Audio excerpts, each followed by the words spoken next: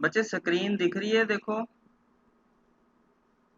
Yes sir. Yes sir. हाँ, yes ठीक sir. है बच्चे। तो हम लोग क्या कर रहे थे, लर्निंग में फैक्टर्स अफेक्टिंग लर्निंग कर रहे थे। उसमें, हाँ, उसमें ये जो फैक्टर्स रिलेटेड टू लर्नर है वो कर लिया, टीचर्स कर लिया। आज हम बात करेंगे फैक्टर्स रिलेटेड टू इन्वायरमेंट और सब्जेक्ट मैटर।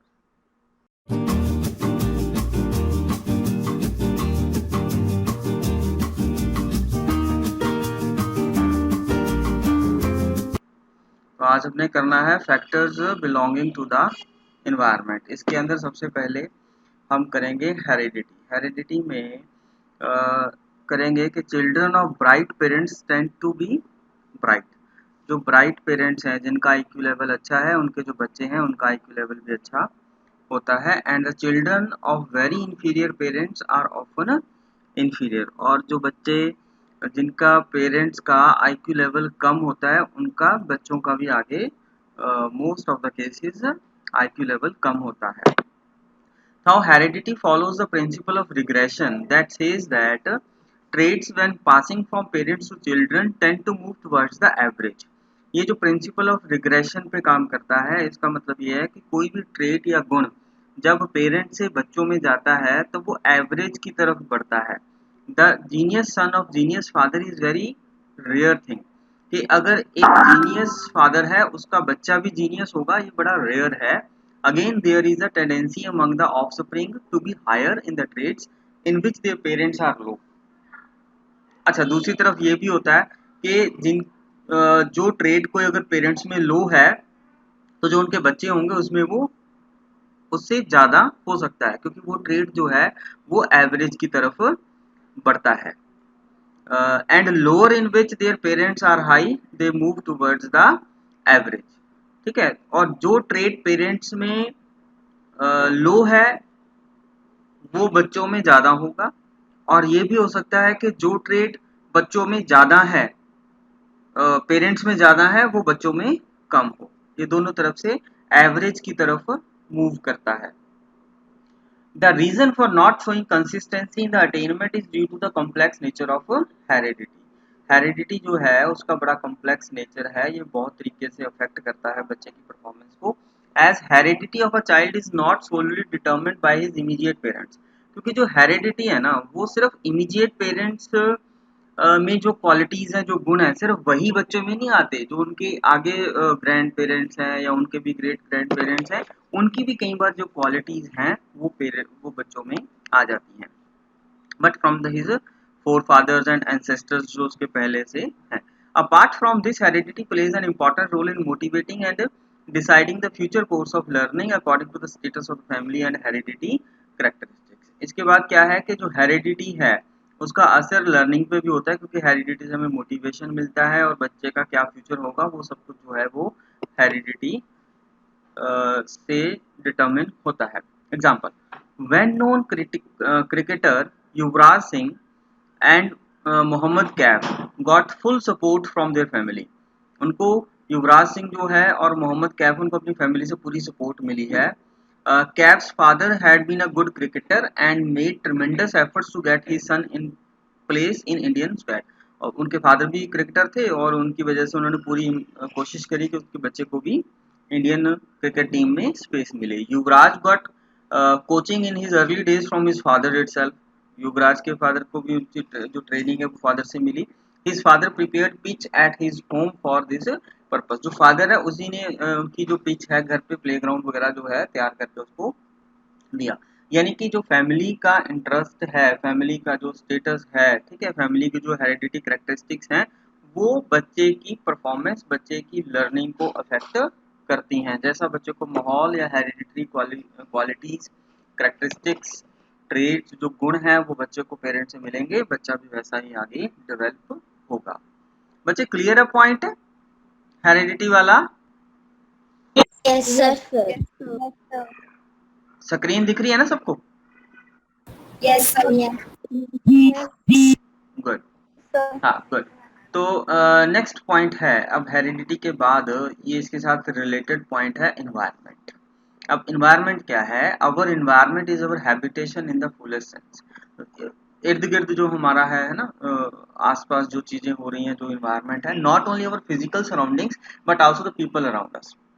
सिर्फ फिजिकल सराउंडिंग नहीं कि हमें क्या क्या फैसिलिटीज मिली हैं, किस एरिया में रहते हैं, उसके अलावा इन्वायरमेंट में आएगा पीपल, जिन लोगों के साथ हम रहते हैं, आसपास हमारे कैसे लोग हैं, सोशल कस्टम्स कैसे हैं हमारे आसपास जिस सोसाइटी में हम रहते हैं, ट्रेडिशंस क्या हैं, कल्चर क्या है, एजुकेशन एंड ट्रेनिंग कैसी है, ठीक है, वो सारा जो ये एस्पेक्ट्स है, वो सारे डायमेंशन जो हैं वो इन्वायरमेंट होता है।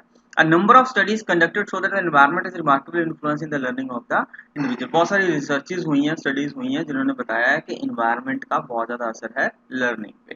Example, IQ of father correspond to their occupational status. ठीक है, IQ of the fathers correspond to their occupational status and that the intelligence of the children would correspond to the occupation of the fathers. बच्चे का जो IQ level है वो depend करता है कि किस ऑक्यूपेशन में उसके फादर हैं। Social surrounding include the home environment. घर में कैसा इन्वायरमेंट है? अगर घर में अच्छा इन्वायरमेंट है, हेल्दी इन्वायरमेंट है, शांत माहौल है, पेरेंट्स सपोर्ट करते हैं बच्चे को, तो डेफिनेटली जो बच्चे की लर्निंग है वो अच्छी होगी।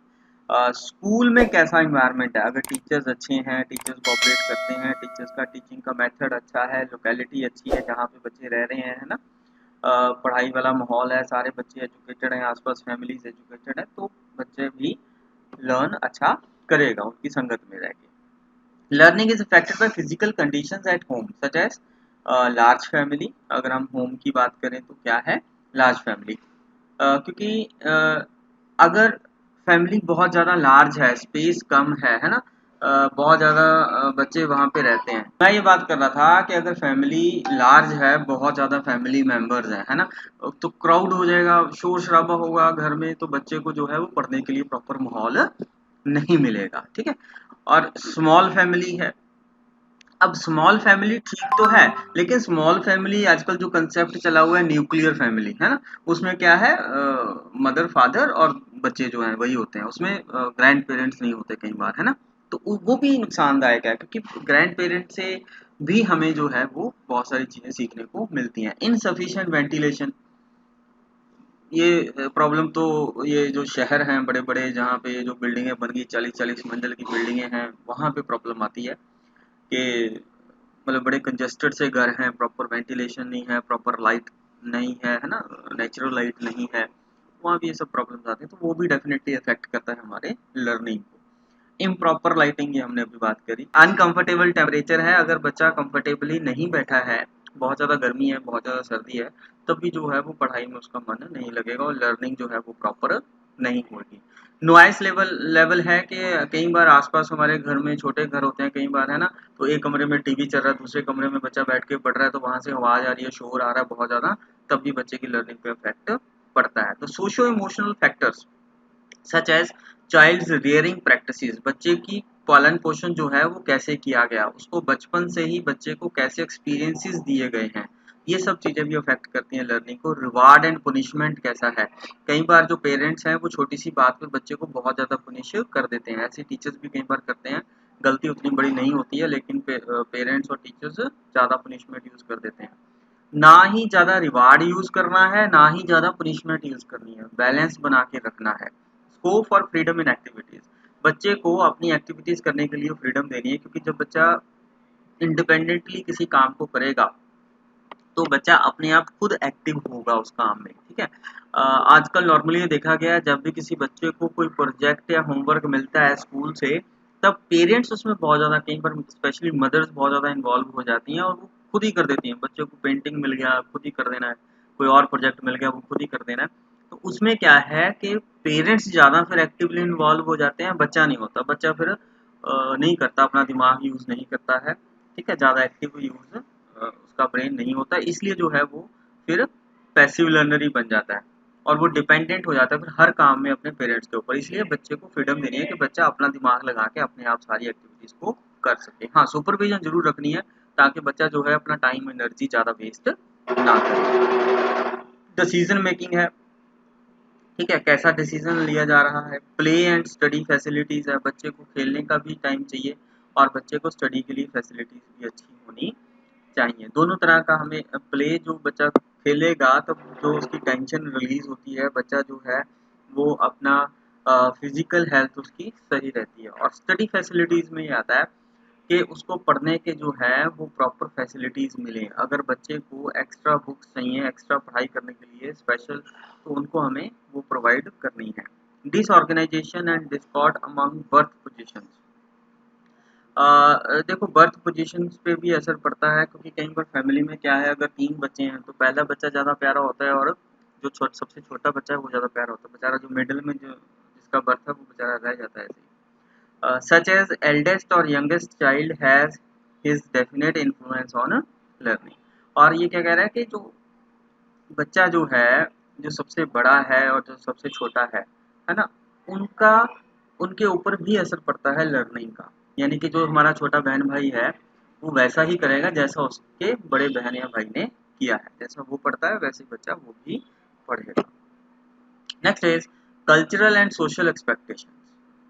ठीक है, इसमें आएगा they influence learning deeply, the spirit of culture is reflected in its social and educational institutions. For instance in an industrialised culture there is an emphasise on mechanical science. अगर इंडस्ट्रियलाइज्ड कल्चर है ना, बहुत ज़्यादा मेहनत लोग करते हैं, industry है, तो मैकेनिकल साइंस में ज़्यादा ध्यान होगा। Preparing children for highly mechanised vocations, तो बच्चे वहाँ पे क्या ज़्यादा सीखेंगे, मैकेनाइज्ड जो चीज़ें हैं या मैकेनिकल साइंस है वो ज़्यादा सीखेंगे। Likewise in an agriculture based community जैसे अपनी है, educational process focusing preparing its members for two skills which are suited to the needs of the agrarian community. तो बच्चे वही सब चीज़ें सीखेंगे जो उनकी कम्युनिटी में चाहिए, जो उनके कल्चर में सर्वाइव करने के लिए या उसमें अच्छी तरह से एडजस्टमेंट करने के लिए चाहिए, वही चीज़ें बच्चा इसमें सीखेगा। Next is the setup of learning. Setup of learning का मतलब the teacher is an important constituent in the instructional process. पढ़ाई के लिए क्या सेटअप है, लर्निंग के लिए क्या सेटअप है, और उसमें सबसे इम्पॉर्टेंट जो सेटअप है वो कौन है, टीचर है। द वे ही और she teaches and manages the student has an effect on the learning. जैसा टीचर अपना मैनेजमेंट करेगा टीचिंग लर्निंग प्रोसेस की, वैसे ही बच्चे लर्न करेंगे। An authoritarian teacher will create aggression and hostility among students. जो टीचर है हमेशा अपनी अथॉरिटी एक्सरसाइज करेगा, दिखाएगा, तो वो बच्चों में गुस्सा उससे आएगा। ठीक है, while a liberal teacher will create a participatory climate for learning. जो लिबरल टीचर होगा वो बच्चों को मौका देगा काम करने का, पढ़ने का, बोलने का क्लासरूम में, तो वो पार्टिसिपेटरी क्लाइमेट जो है वो क्लासरूम में तैयार करेगा। A democratic environment leads to constructive and cooperative behaviour. और डेमोक्रेटिक बिहेवियर जब टीचर का एनवायरनमेंट जब रखेगा वो क्लासरूम में, तो बच्चे जो हैं वो कंस्ट्रक्टिव एंड कोऑपरेटिव बिहेवियर उनका होगा कि हम सबने मिलके काम को करना है। Generally, students learn better in a democratic setup because they like democratic procedures। क्योंकि बच्चे जो हैं अगर उनको डेमोक्रेटिक प्रोसीजर से पढ़ाया जाए, सबको इक्वल मानना है, सबको इक्वल अपॉर्चुनिटीज देनी है, तब बच्चे उस डेमोक्रेटिक सेटअप में ज़्यादा अच्छी तरह से पढ़ते हैं। बच्चे आवाज़ आ रही है ना मेरी, समझ आ रहा है? Yes, sir. Yes, हाँ, So, रिलेशनशिप विद पेरेंट्स, ये बड़ा इंपॉर्टेंट पॉइंट है बच्चे।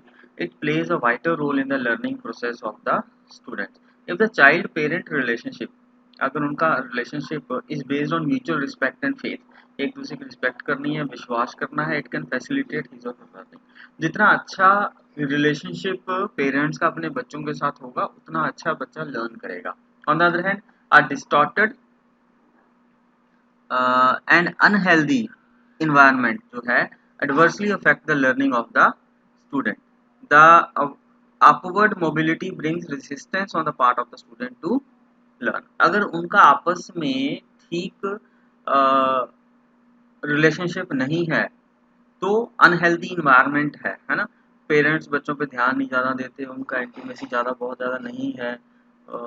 बच्चों देखो कई बार तो होता है ना कि पेरेंट्स बहुत ज़्यादा इन्वॉल्व हो जाते हैं बच्चे के काम में, है ना, बच्चे को करने नहीं देते, खुद ही करते हैं। और कई बार ऐसा भी होता है कि कोई काम मिला है स्कूल से तो फिर पेरेंट्स ज़्यादा इंटरेस्ट उसमें शो नहीं करते, पेरेंट्स कहते खुद ही कर ले जो करना है, जैसे भी आता है वैसे कर ले, उसमें हेल्प नहीं करते बच्चे की। तो हमें हेल्प भी करनी है और बहुत ज़्यादा इन्वॉल्व भी नहीं होना। सुपरवाइज करना है बच्चे को जैसा वो काम कर रहा है, लेकिन बच्चे को इंडिपेंडेंटली काम करने देना है। ठीक है, और अगर आपस में प्यार है, दोनों में रिलेशनशिप अच्छा है, तब लर्निंग के लिए माहौल अच्छा होगा। अ हेल्दी पीयर ग्रुप, देखो फ्रेंड्स, अभी हमने बात कर ली टीचर्स की, पेरेंट्स की, है ना। अब फ्रेंड्स जो हैं, पीयर ग्रुप जो है वो भी बहुत ज़्यादा इम्पोर्टेंट है। लर्नर लर्नर रिलेशनशिप, बच्चों का आपस में रिलेशनशिप कैसा है, क्लासरूम, स्कूल, सोसाइटी, इसमें कैसा है, creates a particular type of emotional climate. ठीक है, इमोशनल क्लाइमेट जैसे बनता है, the climate solely depends upon their relationship. अगर बच्चे के फ्रेंड्स अच्छे हैं तो बच्चा लर्न करेगा। कई बार क्या होता है क्लासरूम में जो टीचर पढ़ा रहा है ना, बच्चे को वो वाली बात समझ में नहीं आती, लेकिन जब उसका कोई पीयर ग्रुप है, जो फ्रेंड्स में जो बैठ के बच्चा पढ़ता है, तब वो ज़्यादा अंडरस्टैंडिंग बच्चे की हो जाती है। A sound relationship provides a tension free environment. अगर उसके फ्रेंड्स के साथ रिलेशनशिप अच्छा है तो टेंशन फ्री एनवायरनमेंट होगा, किसी तरह की कोई टेंशन नहीं होगी और बच्चा जो है सारा दिमाग पढ़ाई में लगा पाएगा। इनेबलिंग हिम और her to learn more and to complete in the class, और बच्चा सारा काम जो है क्लास में करेगा। If the relationship among peer is not good, it adversely effect the learning.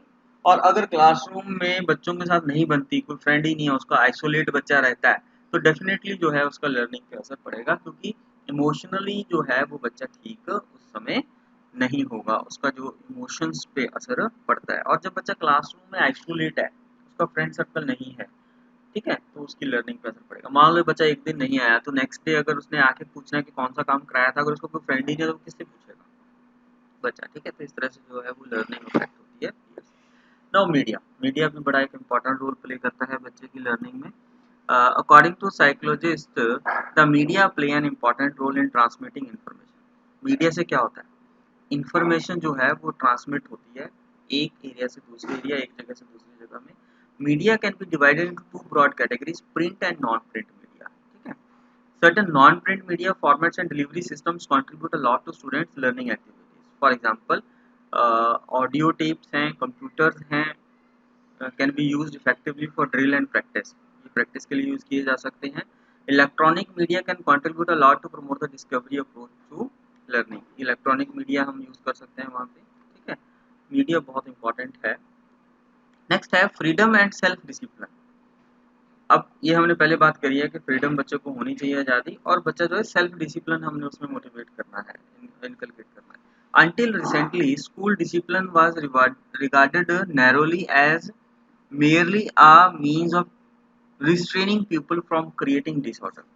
अभी तक जो ये डिसिप्लिन का जो कंसेप्ट था वो ये था कि बच्चे को इनडिसिप्लिन नहीं करने देना, ठीक है, सो दैट लर्निंग एक्टिविटीज में बी कैरिड इफेक्टिवली। अगर बच्चा इनडिसिप्लिन नहीं करेगा तब जो लर्निंग एक्टिविटीज है वो सही तरीके से हो सकेंगी। Restrain commonly took the form of stern teacher imposed authority involving the extensive use of punishment.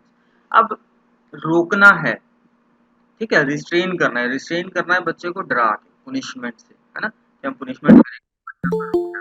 It was based on the assumption that the child is a bundle of evil qualities. ये इस बात पे depend कर रहा था, या हम assume करके चल रहे थे कि बच्चा जो है वो शरारती है, बेसिकली उसमें शरारत वाले गुण है, and that he should be corrected and moulded into the shape by the iron rod of authority. और उसको हमने चेंज करना है by iron rod of authority, मतलब डंडे के जोर पे हमने उसको ठीक करना है, या डिसिप्लिन क्रिएट नहीं होने देना। Thus no child could escape beating. अगर जब तक ये assumption रहेगी कि हर बच्चा ही खराब है, हमने उसको रोकना है डंडे के जोर से, तब बच्चे की कटाई तो फिर होनी होनी है। But now gone are the days of such beliefs, and no truly progressive education or school can tolerate this authoritarian method of life. लेकिन आजकल की जो प्रोग्रेसिव एजुकेशन है उसमें ये आयरन रॉड वाला कंसेप्ट नहीं चलेगा। The education in every child-centered school is carried on in an atmosphere of freedom. अब जो है वो बच्चे को फ्रीडम दी जाती है काम करने की independently. Freedom means that the child is given opportunity to think for him. बच्चा अपने बारे में सोचता है, फील करता है for himself and to get for himself, और बच्चा अपने आप जो है वो डिसिप्लिन में रहना सीखता है। Opportunities are provided for using and developing all his powers. बच्चे को अपॉर्चुनिटी देनी है कि बच्चा जो है अपनी पावर्स को खुद डिस्कवर कर सके और उनकी डेवलपमेंट खुद कर सके। The child is given the chance to develop his own personality. बच्चे की पर्सनैलिटी को डेवलप करने का मौका दिया जाता है, to learn to discipline himself. Self discipline is the best discipline. ठीक है, बाहर या टीचर के डर से अगर बच्चा डिसिप्लिन करता है तब लर्निंग उतनी ज़्यादा अच्छी नहीं होगी।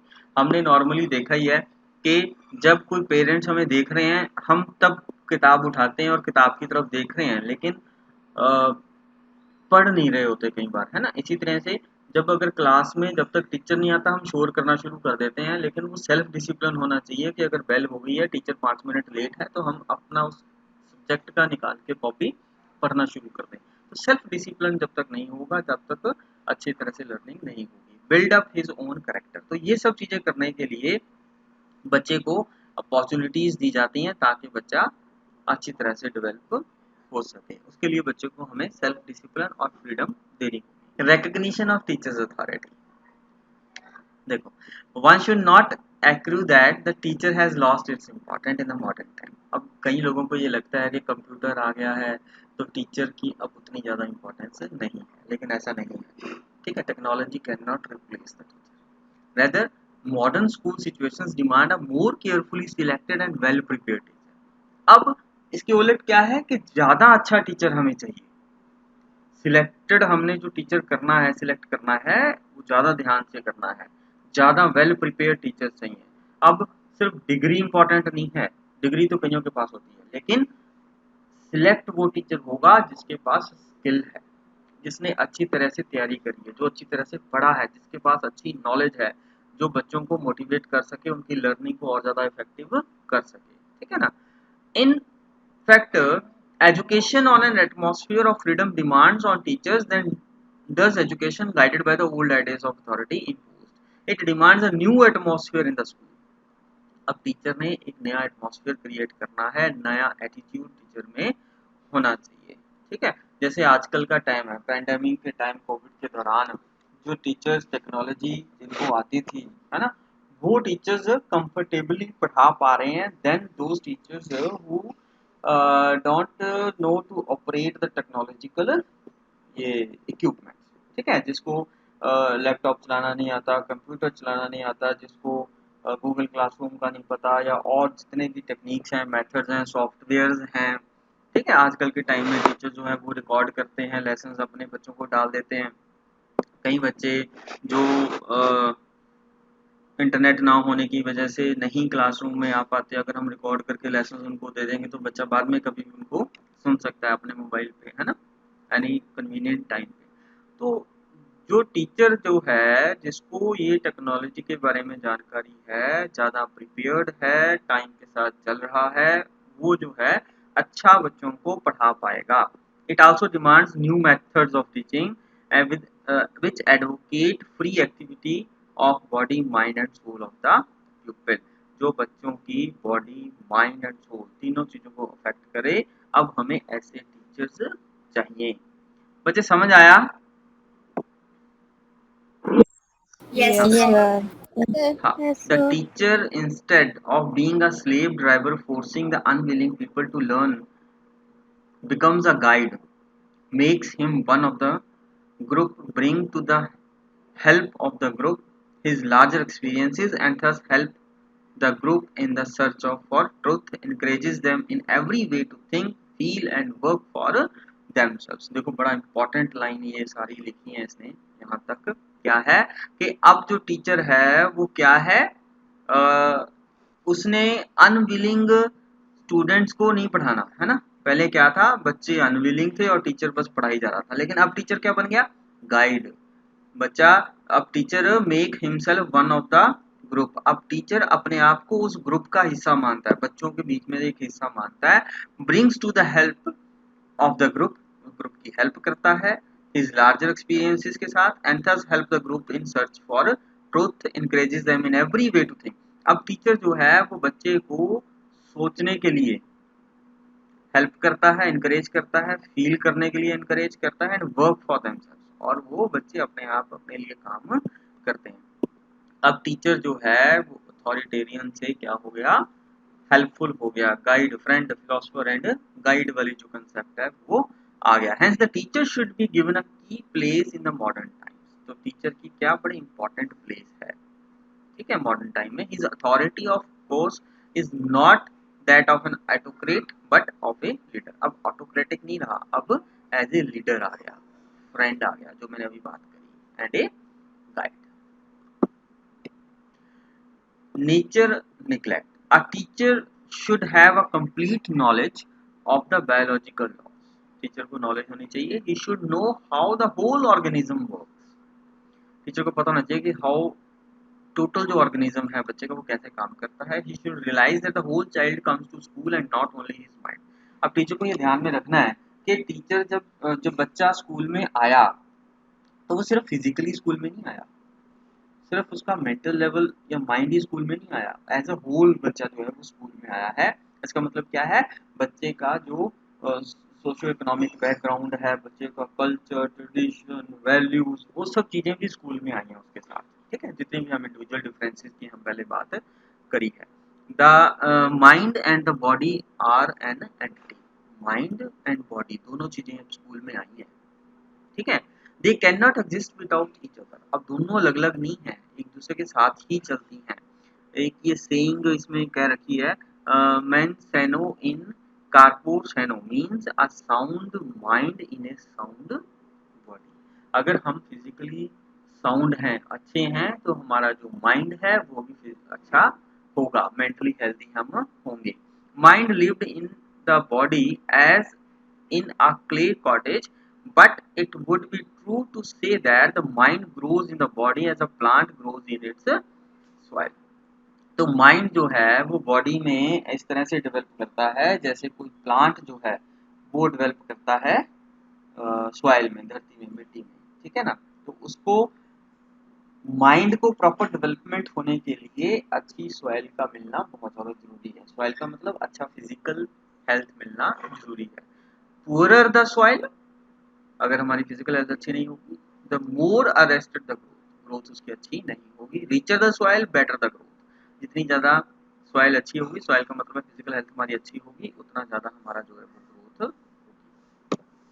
Thus the mind and the body are independent, one influences the other, ये एक दूसरे को अफेक्ट करते हैं। The body responds to various states of mind. अब अभी तक मैंने पीछे बात करी थी कि अगर हमारी फिजिकल हेल्थ अच्छी है तो हमारी मेंटल हेल्थ अच्छी होगी। अब हम बात कर रहे हैं the body responds to the various states of mind, कि जो हमारी फिजिकल बॉडी है वो हमारे माइंड के ऊपर भी अफेक्ट करता, माइंड की वजह से भी उसके ऊपर असर करता है। क्या, अगर हमारे जो मेंटल कंडीशंस हैं लाइक फियर, जॉय, एंगर और ऑल अदर इमोशंस, इनका असर हमारे शरीर पे भी पड़ता है, फिजिकल ग्रोथ या डेवलपमेंट पे पड़ता है। On the other hand mental activity uses up nervous energy which has to be replenished by the body। ठीक है, मेंटल एक्टिविटी जो है वो जितनी भी हमारी जो एनर्जी है वो जो हमारी बॉडी है दोनों उसके साथ रिलेटेड है, mind and body. These considerations have natural bearing upon education and the teacher being conversant with these laws aim at the development of both। अब टीचर जो है उसने बच्चे की दोनों ऑलराउंड एस्पेक्ट की जब हम बात करते हैं तो उसमें बात करनी है माइंड बॉडी का भी ध्यान रखना है और माइंड का भी ध्यान रखना है। In brief, one should not neglect the laws of nature and should work accordingly. अब हमने ये लॉ ऑफ नेचर जो है उसको हमने निग्लेक्ट नहीं करना है और उसके अकॉर्डिंगली हमने काम करना है। अब नेक्स्ट है physical environment of the school. ठीक है, स्कूल की फिजिकल इन्वायरमेंट कैसी है ये हमने पहले बात कर ली फिजिकल इन्वायरमेंट की। School environment present N educative atmosphere, जैसा स्कूल का इन्वायरमेंट होगा वैसा ही उसमें एजुकेशन या लर्निंग जो है वो अच्छी होगी। The modern school site building equipments are adequate. अब आजकल जो नई बिल्डिंग बनती है उसमें साइज ऑफ द क्लासरूम बड़ा होता है, बिल्डिंग एसी बिल्डिंग्स होती हैं, अच्छे अच्छे इक्विपमेंट्स होते हैं, कंप्यूटर, स्मार्ट बोर्ड्स होते हैं, ठीक है, कंप्यूटर होते हैं, तो ये सैनिटरी कंफर्टेबल होता है, अट्रैक्टिव बिल्डिंग्स होती हैं, 5 स्टार होटल्स की तरह आजकल स्कूल लगते हैं। It is only in the best environmental setting that the most effective learning takes place. जितना ज़्यादा एनवायरमेंट स्कूल का अच्छा होगा उतनी ज़्यादा लर्निंग अच्छी होगी। The improvement of the environment no doubt lies in the hands of the school authorities. अब स्कूल में एनवायरमेंट को अच्छा करना है वो डिपेंड करता है स्कूल अथॉरिटीज के ऊपर रेदर देन द टीचर। अब देखो इक्विपमेंट्स, बिल्डिंग, ये सब तो स्कूल अथॉरिटी ने प्रोवाइड करनी है ना। टीचर क्या कर सकता है, टीचर उन इक्विपमेंट्स को, उन फैसिलिटीज को अच्छी तरह से यूज करके, ऑप्टिमम यूटिलाइज करके पढ़ाई का एक एनवायरनमेंट क्रिएट कर सकता है। लेकिन इक्विपमेंट्स प्रोवाइड करने हैं school authorities, school management committee. Yet the requisition, request and suggestion by the teacher can correct the environment to a considerable extent. लेकिन मैनेजमेंट को भी ये कौन बताएगा कि हमें स्कूल में क्या चाहिए? टीचर बताएगा। टीचर रिक्वेस्ट करेगा परचेज की, टीचर सजेशंस देगा कि हम इसमें कैसे इम्प्रूव कर सकते हैं जिससे हमारा स्कूल में एनवायरनमेंट लर्निंग के लिए अच्छा हो सकता है। The teacher can suggest about lighting arrangements in the class. Teacher बताएगा कैसे, किस तरह से लाइटिंग होनी चाहिए, डिफेक्टिव लाइटिंग है, वेंटिलेशन प्रॉपर होनी है कि नहीं होनी है, वो सब चीजें जो है वो टीचर बताएगा। ठीक है। Lead to overhead condition, overheated conditions which reduce working capacity. अगर ये सारी फैसिलिटीज नहीं है तो वर्किंग कैपेसिटी टीचर की इफेक्ट होगी and increase the spread of respiratory infection. अगर वेंटिलेशन प्रॉपर नहीं है तो प्रॉब्लम आएगी। Further it will amount to restless, in attention and unsatisfactory work. बच्चे का ध्यान प्रॉपर नहीं रहेगा। बट ये है, it is well known fact that individuals work much better in a room which with an attractive atmosphere. अगर atmosphere अच्छा है तो बच्चा अच्छे से काम करेगा। Although teacher can not completely recondition a dull and dilapidated room, yet a better planning and effort can work wonders to improve its conditions. अब टीचर कंप्लीटली तो देखो जो बेसिक फिजिकल कंडीशंस हैं वो टीचर नहीं अच्छे से कर सकता, लेकिन हाँ अगर टीचर ने प्लानिंग बेटर करी है, टीचर इंटरेस्ट बच्चे का अच्छे से क्रिएट करवा पाया, तब ये जो कंडीशन है वो थोड़ी बहुत अच्छी हो सकती है। Actually it all depends upon the upkeep of the room. ठीक है। Careless disorder in the room, table अच्छी तरह से नहीं पड़े, ब्लैक बोर्ड अच्छी तरह से साफ नहीं है, वो सब जो है अगर डिसऑर्डर है क्लासरूम में, वेस्ट पेपर इधर उधर पड़े हुए हैं, untidy state of storage space है, ठीक है, वो अगर सारा कुछ है तो वो इंटरेस्ट क्रिएट नहीं करवा पाएगा क्लासरूम में बच्चों का। Thus the room should be attractively decorated. Room जो है वो डेकोरेटेड होना चाहिए, अच्छे अच्छे चार्ट मॉडल उसमें लगे होने चाहिए। Neatness, cleanliness, orderliness and suitable decoration in a room will induce pupils to take a pride in their room. ठीक है, ये सब चीजें बच्चे का मन पढ़ाई में लगाएंगे। Gap between school and community, ये गैप है आजकल स्कूल और कम्युनिटी का, कि जो कम्युनिटी को चाहिए वो स्कूल्स नॉर्मली कई बार प्रोवाइड नहीं करते। The traditional school are directed from social life and social activities. It has confined itself to a book learning which has no utility for the child in his later life। ये अब क्या हो गया, ये इन्होंने schools ने अपने आप को सिर्फ बुक लर्निंग का सेंटर्स बना लिया है जिसकी कोई यूटिलिटी बच्चे को उसकी लाइफ में नजर नहीं आती। But the modern school represents the society in miniature. लेकिन जो मॉडर्न स्कूल का जो कंसेप्ट है वो सोसाइटी इन मिनिएचर होता है, उसमें अलग अलग तरह के बच्चे हैं, अलग अलग तरह के टीचर्स हैं। It has an intimate and organic relationship with the society. तो वो स्कूल जिसका रिलेशनशिप अच्छा है स्कूल और कम्युनिटी का, गैप कम है, वो लर्निंग ज्यादा अच्छे से करवा पाएगा। In it incorporate such experiences which are intimately connected with actual living and enabling the individuals to lead a successful life in the society। जो अच्छे स्कूल हैं वो इस तरह की एक्टिविटीज और एक्सपीरियंसेस बच्चे को देते हैं जिससे बच्चा जो है जो रियल लाइफ में उसके वो एक्सपीरियंसेस काम आते हैं। Secondary education commission pointed out that there exist a two way traffic है between the school and the larger community outside and the problems that arise in the home and community life, and the realistic experiences gained there should be brought into schools so that education may be based on them and intimately connected with the real life। इस पूरे paragraph में यही बात important बताई गई है कि school और कम्युनिटी का एक अच्छा रिलेशन है आपस में। जो कम्युनिटी को चाहिए वो स्कूल ने प्रोवाइड कराना है, और जो कम्युनिटी में हो रहा है वही स्कूल में भी होगा, वैसा ही इन्वायरमेंट स्कूल में होगा। ठीक है, क्योंकि स्कूल जो है वो एक मिनिएचर सोसाइटी है, उसमें भी अलग अलग तरह के जो लोग हैं वो आ रहे हैं सोसाइटी से ही। इसीलिए ये कहा गया यहाँ पे कि link of the teacher, parents and children in one compact and naturally helpful group. ये सारे इकट्ठे हैं, टीचर है, पेरेंट्स है, चिल्ड्रन, सारे एक ग्रुप है जो कि सारे जने मिलके लर्निंग को अफेक्ट करते हैं। होलसम एक्सपीरियंस है। Real education is the real education is the acquirement of experiences which will help the pupil to adjust himself to his environment। देखो जितने ज़्यादा अच्छे एक्सपीरियंसेस बच्चों को मिलेंगे, बच्चा उतना ज़्यादा अच्छा अपने आप को एडजस्ट कर पाएगा उस एनवायरनमेंट में।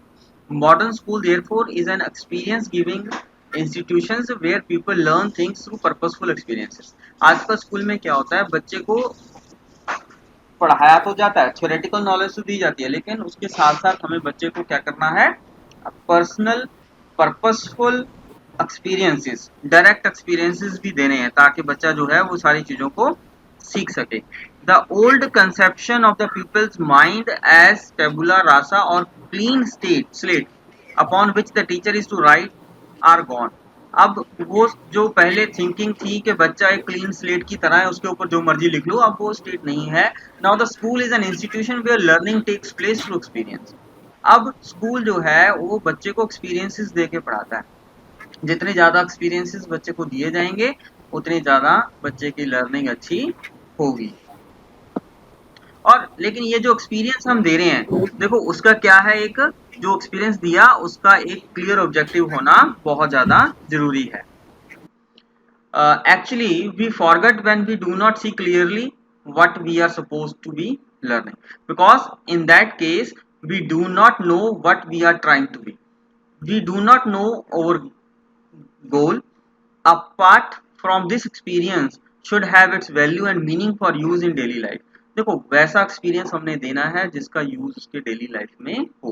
We forget when we do not make use of what we have been asked to learn because we can not make use of it in our daily living और in any other meaningful way. Normally वो चीज हम भूल जाते हैं जिस चीज को हमने यूज नहीं किया। हम स्कूल में बहुत कुछ पढ़ते हैं, फॉर एग्जाम्पल बच्चे ना नॉर्मली जो मैथमेटिक्स में ये साइन थीटा कॉस थीटा होता है ना, प्रोबेबिलिटी बच्चे पढ़ते हैं 10th क्लास में 11th क्लास में, तो बच्चे ना नॉर्मली बाद में क्वेश्चन जरूर करते हैं कि सर वो पढ़ने का क्या फायदा हुआ, क्योंकि बच्चे ने उसने प्रैक्टिस नहीं करी, नॉर्मली उसका कोई फायदा नहीं है।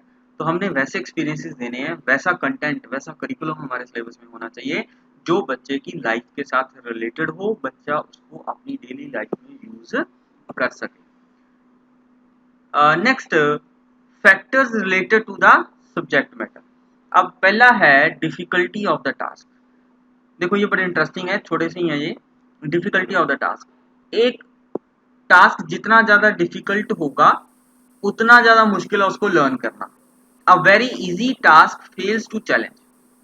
अब अगर कोई टास्क आसान है तो उसका क्या है, अगर आसान टास्क है तो बच्चा उसको, अगर कोई काम बहुत आसान है तो बच्चे को वो चैलेंज नहीं दे पाएगा, है ना। लेकिन अगर बहुत ज्यादा मुश्किल है तो क्या होगा, बच्चा जो है वो डिसअपॉइंट होगा, जब मुश्किल काम को नहीं कर पाएगा उसकी वजह से लर्निंग जो है वो स्लो होगी। The content to be learn should be adequate difficulty level. तो जो कंटेंट हमने जिस लेवल पे पढ़ाना है वो एडिक्वेट डिफिकल्टी लेवल का होना चाहिए, ना बहुत ज्यादा मुश्किल होना चाहिए ना बहुत ज्यादा आसान होना चाहिए। ऐसा होना चाहिए जो पूरी क्लास में जो इंडिविजुअल डिफरेंसेस है उनको वो देख सके, उनके अकॉर्डिंगली ही होना चाहिए। बहुत मुश्किल रखोगे बच्चा नहीं कर पाएगा, डिसअपॉइंट होगा। बहुत इजी रखोगे बच्चे को चैलेंज नहीं कर पाएगा और बच्चा जो है फिर वो उसमें इंटरेस्ट उसका नहीं बनेगा। नेक्स्ट है length of the task.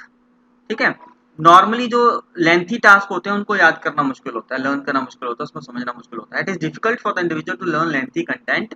The difficult content should be divided into small parts. इसलिए कहते हैं होल टू पार्ट मेथड जो हमने यूज करना है। पहले एक बार बच्चे को पिक्चर दिखा दो, लेकिन उसके बाद उसको उसके स्मॉल स्मॉल पार्ट्स में जो कंटेंट है डिवाइड करके उसको समझाओ, तब बच्चा जो है वो इजीली उसको पढ़ सकता है, इजीली उसको फिर वो याद कर सकता है। अगर हम बच्चे को कहेंगे कि 10 पेज इकट्ठे याद करके सुना दे तो वो बच्चा शायद उसको 10 पेज को लर्न इतनी जल्दी नहीं कर पाएगा। लेकिन अगर हम उसको कहेंगे कि इसको एक एक पेज करके याद कर लो, पढ़ लो उसको ध्यान से, तो बच्चा शायद इजीली कर पाएगा।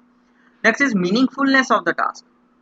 देखो अगर कोई काम मीनिंगफुल है, अगर हम उसको अच्छी तरह से समझ के कर रहे हैं, उसका मतलब है rapid learning occurs when there is a meaningfulness of the task. In other words meaningful content is learn easily as compare to the unmeaningful जो वर्ड्स होते हैं। ठीक है, मीनिंगफुल कंटेंट होना चाहिए, जो हम पढ़ रहे हैं उसका कुछ ना कुछ मतलब होना चाहिए। ठीक है, अब जैसे मैं एक एग्जांपल ले लेता हूँ, मैं 4-5 वर्ड्स बोलता हूँ, alphabets x Q T U, कोई मीनिंग बना बच्चे इसका?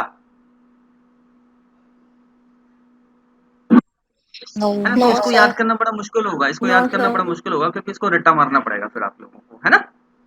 लेकिन इसके उलट अगर मैं ऐसा शब्द बोलूं जिसका कोई मीनिंग है, मान लो ऑरेंज बोलता हूं मैं, ORANGE, ठीक है, तो इसका मीनिंग है, तो बच्चे को ये याद करना कंपैरेटिवली इजी होगा। बच्चे समझ आया? Yes, sir. Yes, sir. हाँ, नेक्स्ट इज सिमिलैरिटी, बस ये लास्ट स्लाइड है। सिमिलैरिटी ऑफ द टास्क, देखो ये बात हमने पहले भी करी थी कि learning becomes quick and comfortable when a new content has some similarity content, ठीक है, जो उसने बच्चे ने पहले से पढ़ रखा है, अगर नई चीज उसके साथ सिमिलर है तो बच्चा इजीली उसको याद कर लेगा, लर्न कर लेगा। जैसे मैंने पहले शायद बात करी थी कि अगर बच्चे को साइकिल चलाना आता है तो वो इजीली फिर स्कूटर चलाना सीख लेगा, या एक्टिवा चलाना तो सीख ही लेगा। देखो, है ऐसे होता है? Yes, sir. क्यों Yes, क्यों sir. क्यों क्यों क्यों सीखेगा जी? क्यों पहले सीख लेगा? कोई एक बच्चा आंसर दे। क्वेश्चन रिपीट मैं ये कर कह दो। रहा था कि सिमिलैरिटी ऑफ द टास्क, जो बच्चे ने पहले सीखी हुई कोई चीज है और जो कोई बच्चा नहीं सीख रहा है, अगर उनमें कुछ सिमिलैरिटी है, ठीक है, चाहे वो सिमिलैरिटी कंटेंट की हो, सिमिलैरिटी टेक्निक की हो, कुछ भी सिमिलर है, तो बच्चा उसको जो नई चीज सीख रहा है वो जल्दी सीख लेगा। क्यों? मैंने सर एक तो उसमें पहले से इंटरेस्ट होता हाँ है, पहले से मतलब वो हमें पहले से ही हम उससे मतलब हाँ नॉलेज होती है उससे, उसकी पहले से ही, तो नया वाला डिफिकल्ट नहीं लगता, लगता है पहले हाँ जैसा ठीक ही है, है। मैंने आंसर अपने हाँ हाँ, शाबाश, सब क्लियर होता है वो उस चीज के साथ पहले से ही थोड़ा सा, इसलिए उसके लिए इजी इजी होता होता है। है। हाँ ठीक है, देखो मैंने पहले बताया उसमें या तो कंटेंट सिमिलर होता है कुछ ना कुछ, है ना? समझ में आई बात? या उसमें कोई टेक्निक सेम होती है। टेक्निक सेम का मतलब क्या है? जैसे मैं एक नॉर्मली आप लोगों को एग्जांपल देता हूँ, साइकिल एंड एक्टिवा या स्कूटर जो है बच्चा वो सीखता है। अब उसमें सिमिलैरिटी ऑफ टेक्निक क्या है? बच्चे को बैलेंस करना पहले से आता है, ठीक है, बैलेंसिंग। पहले से आता है उसको। बच्चे को हैंडल जो है वो किधर कैसे मूव करना है, कितना मूव करना है, वो पहले से आता है बच्चे को, ठीक है। तो वो सब जो है टेक्निक सिमिलर है, इसलिए बच्चा जो है नई चीज वो आसानी से सीख लेता है। बच्चे पॉइंट क्लियर है? हाँ, yes next sir. Is next is Yes, sir. Nature of task. अब देखो, generally interesting and pleasant task are learn quickly as compare to the unpleasant task, ठीक है।